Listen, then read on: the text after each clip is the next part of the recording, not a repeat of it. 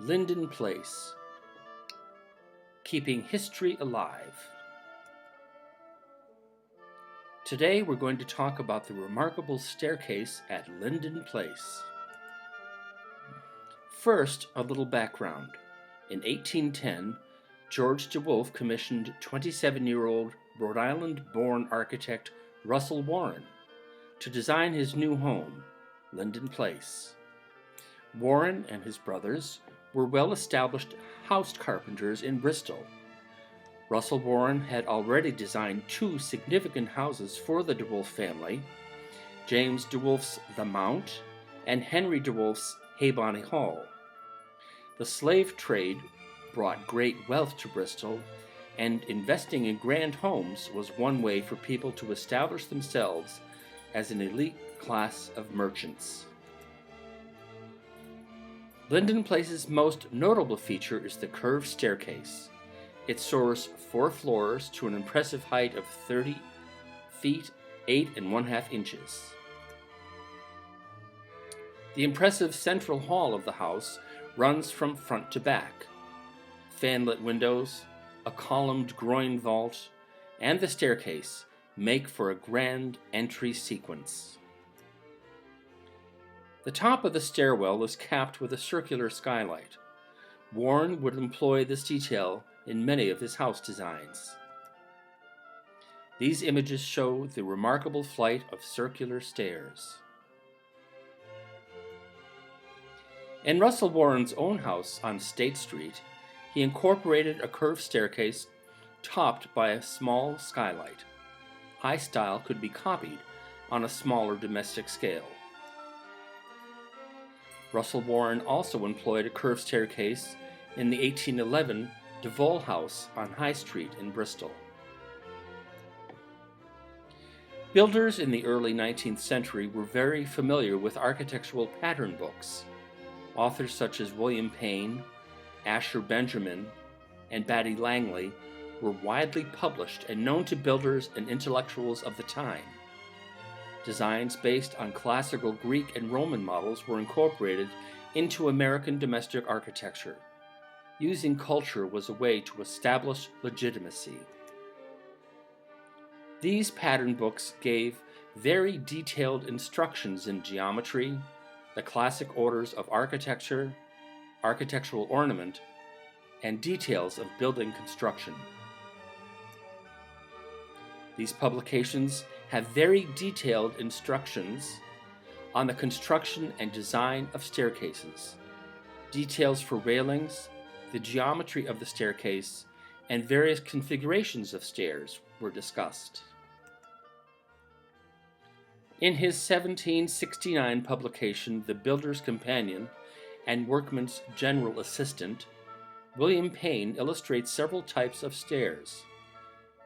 Builders of the period were very familiar with stair nomenclature and design. An intimate knowledge of geometry is needed to implement the designs put forth in the pattern books.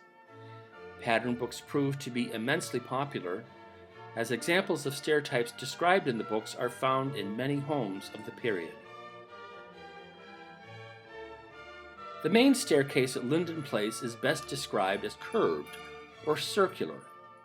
It is often mistakenly referred to as a spiral staircase. A spiral staircase is one where the steps wind round a central supporting column.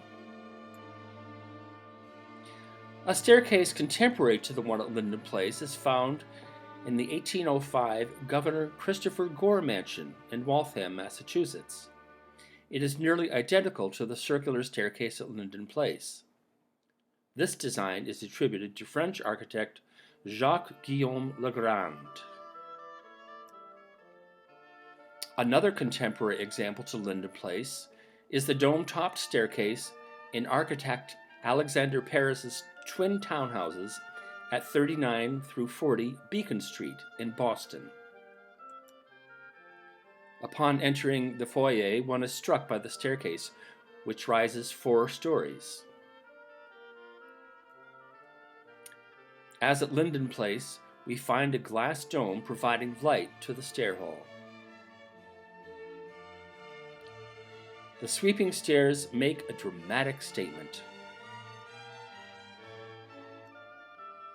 Let's go back to the pattern books for a minute.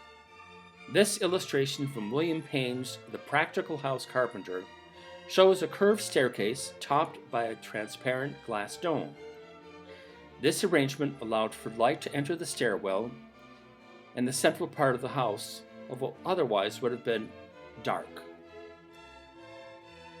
Payne's design for an elliptical staircase also illustrates the treatment of decorative stringer brackets and newel posts.